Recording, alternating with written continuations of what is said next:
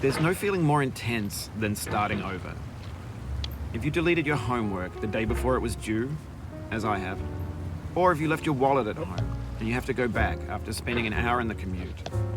If you won some money at the casino and then put all your winnings on red but it came up black. If you got your best shirt dry cleaned before a wedding and then immediately dropped food on it. If you won an argument with a friend and then later discovered that they just returned to their original view. Starting over is harder than starting up. If you're not ready for that, like if you've already had a bad day, then what you're about to go through might be too much. Feel free to go away and come back. I'll be here. Alright, thanks for coming with me on this trip. I'll understand if you have to take a break at any point. Just find a safe place to stop and quit the game. And don't worry, I'll save your progress, always, even your mistakes. This game is a homage to a free game that came out in 2002, titled Sexy Hiking. The author of that game was Jazuo, a mysterious Czech designer who was known at the time as the father of B games. And B games are rough assemblages of found objects. Designers slap them together very quickly and freely, and they're often too rough and unfriendly to gain much of a following. They're built more for the joy of building them than as polished products. In a certain way, Sexy Hiking is the perfect embodiment of a B game. It's built almost entirely out of found and recycled parts, and it's one of the most unusual and unfriendly games of its time. In it, your task is simply to drag yourself up a mountain with a hammer. And that act of climbing, in the digital world or in real life, has certain essential properties that give the game its flavor. No amount of forward progress is guaranteed. Some cliffs are too sheer or too slippery. And the player is constantly, unremittingly in danger of falling and losing everything. Anyway, when you start Sexy Hiking, you're standing next to this dead tree that blocks the way to the entire rest of the game. It might take you an hour to get over that tree, and a lot of people never got past it. You prod and you poke at it, exploring the limits of your reach and your strength, trying to find a way up and over. And there's a sense of truth in that lack of compromise. Most obstacles in video game worlds are fake. You can be completely confident in your ability to get through them once you have the correct method or the correct equipment or just by spending enough time. In that sense, every pixelated obstacle in Sexy Hiking is real. The obstacles in Sexy Hiking are unyielding, and that makes the game uniquely frustrating. But I'm not sure Jazuo intended to make a frustrating game. The frustration is just essential to the act of climbing, and it's authentic to the process of building a game about climbing. A funny thing happened to me as I was building this mountain. I'd have an idea for a new obstacle, and I'd build it, test it, and it would usually turn out to be unreasonably hard. But I couldn't bring myself to make it easier. It already felt like my inability to get past the new obstacle was my fault as a player rather than as a builder. Imaginary mountains build themselves from our efforts to climb them, and it's our repeated attempts to reach the summit that turns those mountains into something real. When you're building a video game world, you're building with ideas, and that can be like working with quickset cement. You mold your ideas into a certain shape that can be played with, and in the process of playing with them, they begin to harden and set until they're immutable, like rock. And at that point, you can't change the world. Not without breaking it into pieces and starting fresh with new ideas. For years now, people have been predicting that games would soon be made out of prefabricated objects, bought in a store and assembled into a world. And for the most part, that hasn't happened, because the objects in the stores are trash. I don't mean they look bad or that they're badly made, although a lot of them are. I mean they're trash in the way that food becomes trash as soon as you put it in the sink.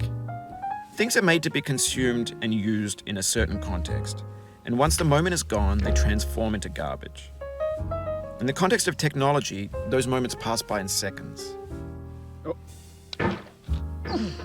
Over time, we've poured more and more refuse into this vast digital landfill that we call the internet.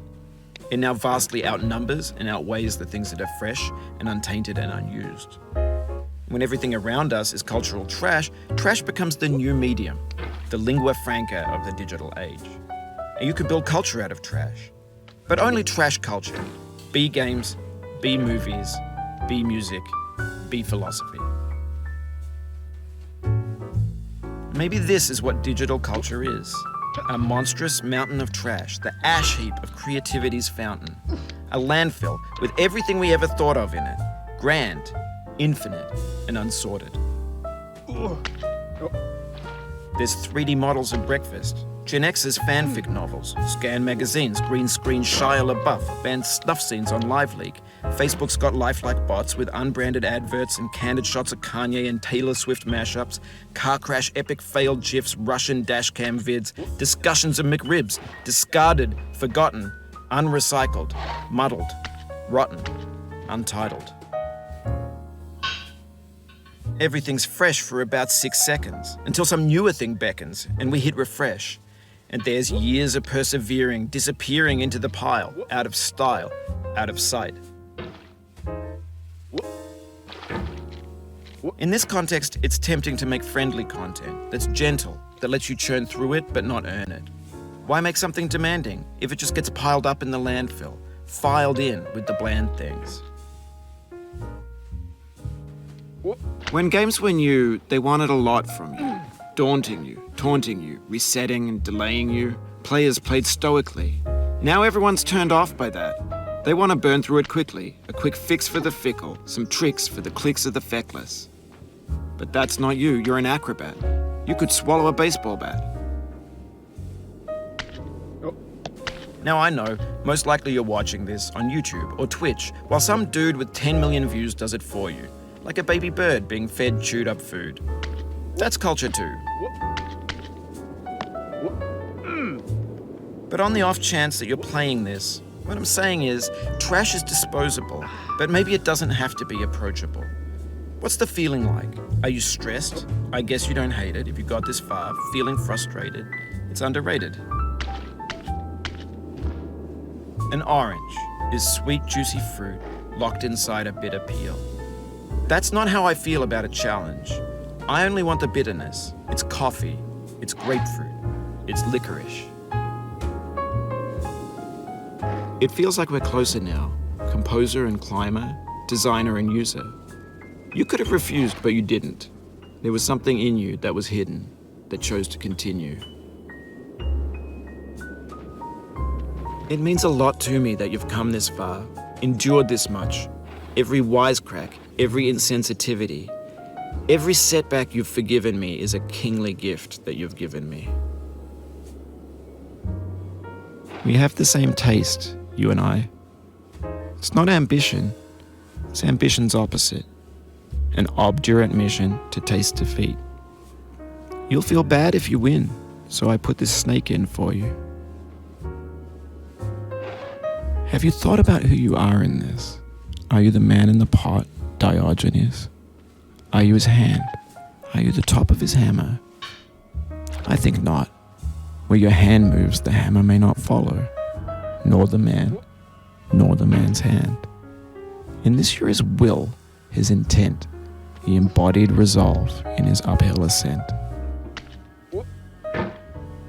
Now, you've conquered the ice cliff, the platforms, the church, and the rectory, the living room and the factory, the playground, the construction site, the granite rocks, and the lakeside. You've learned to hike. There's no way left to go but up, and in a moment I'll shut up. But let me say, I'm glad you came.